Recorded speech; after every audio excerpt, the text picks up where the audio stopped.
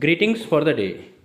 मेरे प्यारे बच्चों, मैं सुरेश वर्मा, आपका हिंदी का अध्यापक, आपके लिए एक आपके रिवीजन से संबंधित ये वीडियो मैं आपको इस वीडियो के माध्यम से आपको आपके रिवीजन का कार्य कराना चाहता हूं और इससे संबंधित आगे आने वाले कुछ दिनों में आपका जो है क्लास होगा और लाइव क्लास होगी, जिसमें आपको ये जो है वीडियो आपके लिए बहुत ही लाभप्रद रहेगा और इसमें जो चीज़ें बताई जाएंगी उसी के बारे में आपसे डिस्कशन किया जाएगा।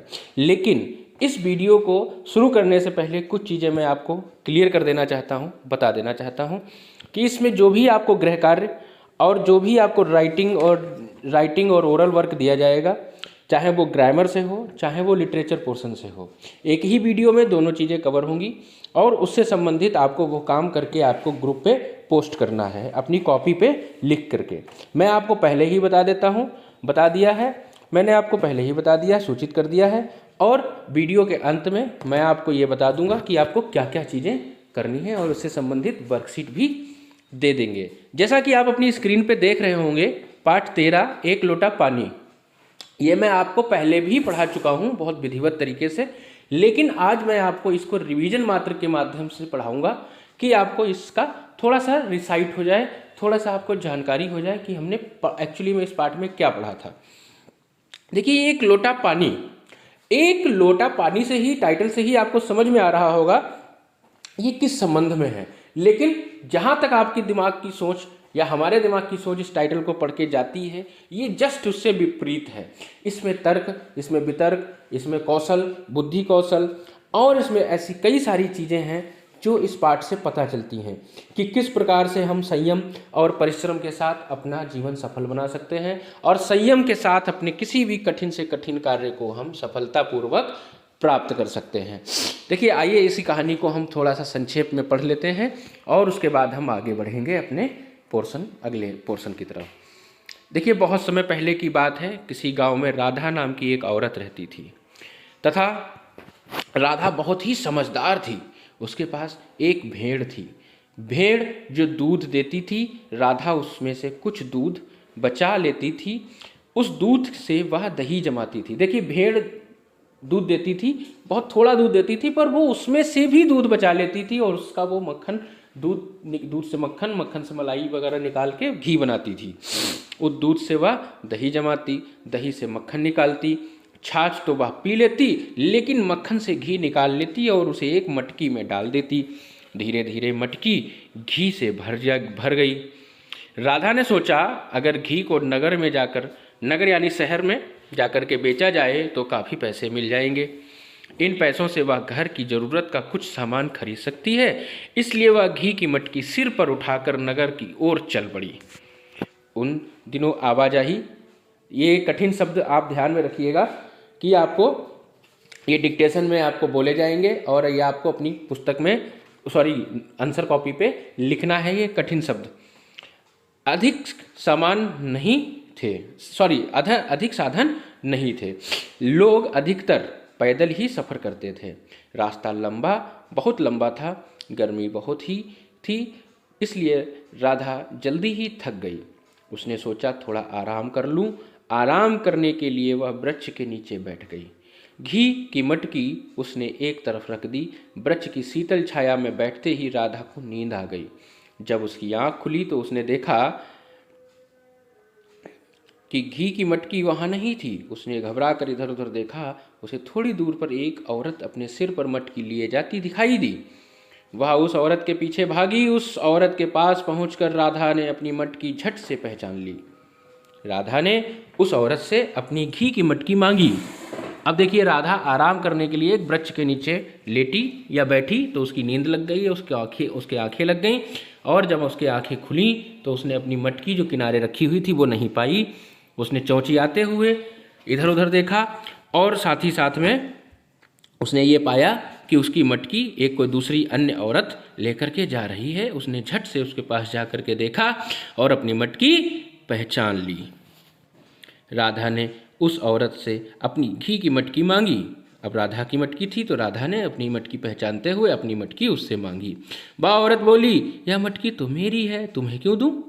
राधा ने बहुत विनती की। राधा ने क्या किया? बहुत ही विनती की, लेकिन उस औरत पर कुछ असर ना हुआ। उसने राधा की एक ना सुनी। राधा उसके साथ साथ चलती नगर पहुंच गई। नगर में पहुंचकर राधा ने मटकी के लिए बहुत शोर मचाया। शोर सुनकर लोग एकत्र हो गए। अब वो मटकी लेकर नगर पहुंच गए और नगर में वो बहुत शोर शराबा मचाने लगे। वो लोग बातचीत करने लगे, लेकिन वो मटकी उसको नहीं मिली। उसकी आवाज़ों को सुन करके कई सारे नगर के लोग इकट्ठा हो गए। लोगों ने जब पूछा तो उस औरत ने घी की मटकी को अपना बताया। लोग निर्णय नहीं कर पाए कि वास्तव में मटकी किसकी है, इसलिए वे दोनों को पंचायत के पास ले गए। पंचायत यानी प्रधान या फिर नगर पंचायत के पास ले गए। राधा ने सरपंच से कहा, हुजूर, इस औरत ने मेरी घी की मटकी चुरा ली है, कृपया इससे मुझे मेरी मटकी दिला दें। मुझे यह घी बेचकर घर के लिए ज़रूरी सामान खरीदना है। तुम्हारे पास यह घी कहाँ से आया और इसने कैसे चुरा लिया? सरपंच ने पूछा। तो राधा ने बताया, मेरे पास एक भेड़ है, उसी के दूध से मैंने यह घी जमा किया है। रास्ते में आराम के लिए मैं एक वृक्ष की छाया में बैठी तो मुझे नींद आ गई। तभी यह औरत मेरी मटकी उठाकर चलती बनी।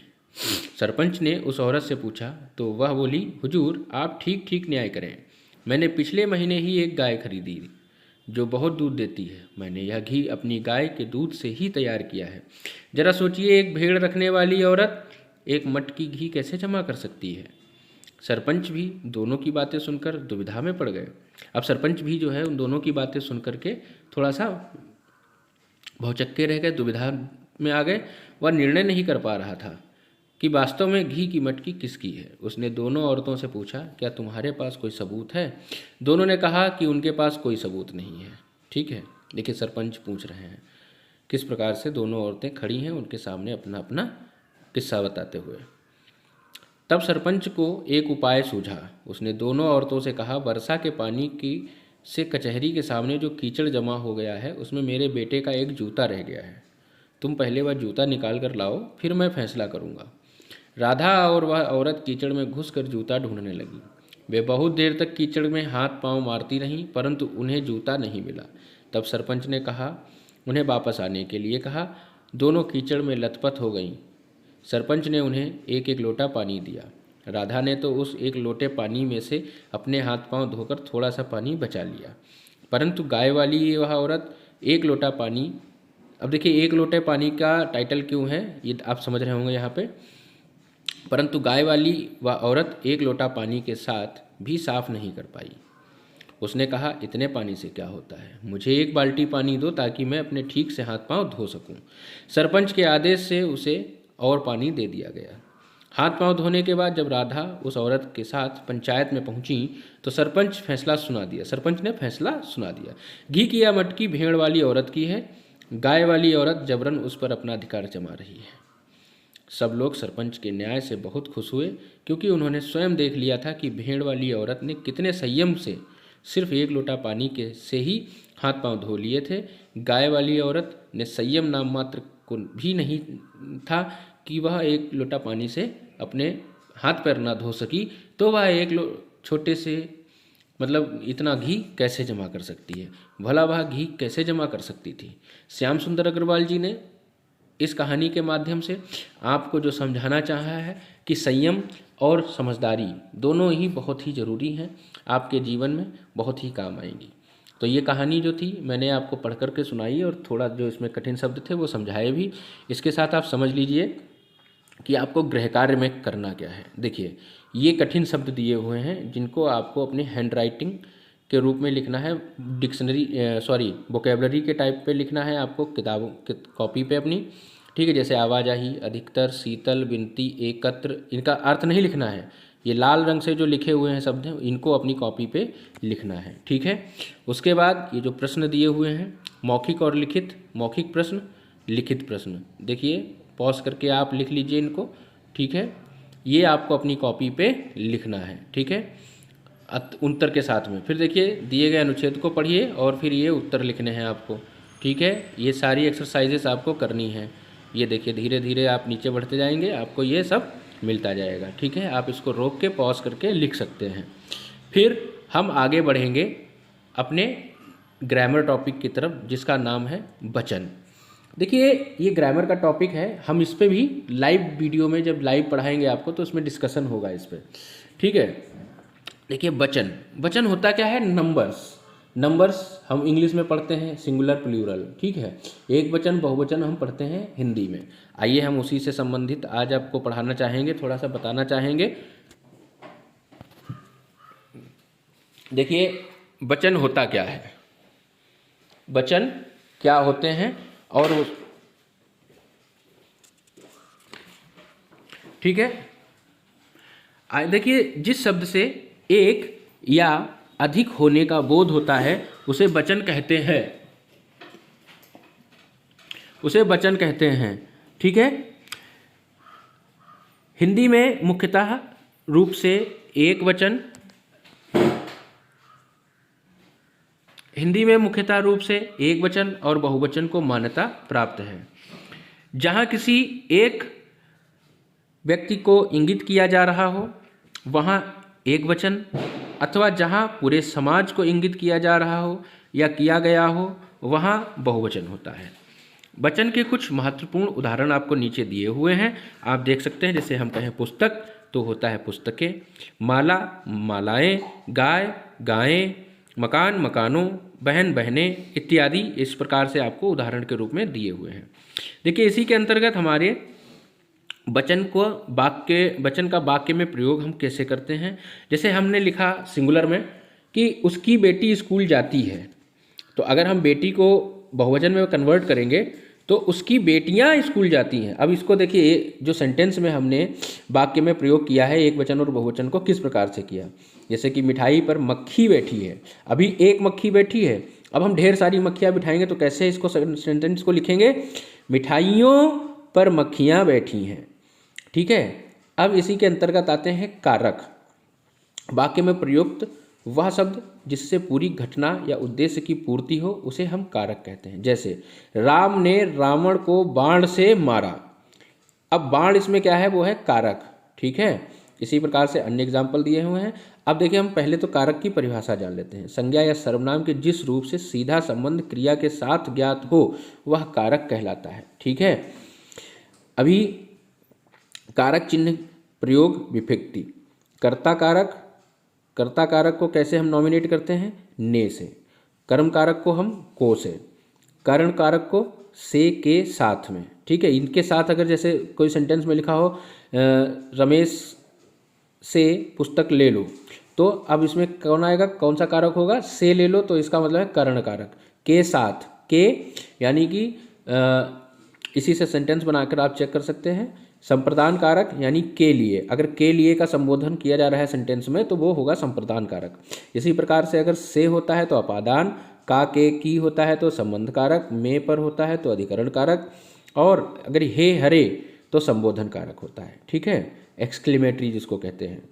कारक के महत्वपूर्ण पहचान: कर्ता क्रिया को संपन्न करने वाला, कर्म क्रिया से प्रभावित होने वाला, करण क्रिया का साधन या उपकरण, संप्रदान जिसके लिए कोई क्रिया संपन्न की जाए, अपादान जहाँ से अलगाव यानी अलग हो रहा हो, जैसे पेड़ से पत्ते गिरते हैं इस प्रकार से, अधिकरण जो क्रिया के आधार पर स्थान समय अवसर का बोध करवाए, संबोधन किसी को पुकार या का संबोधन किया जाए।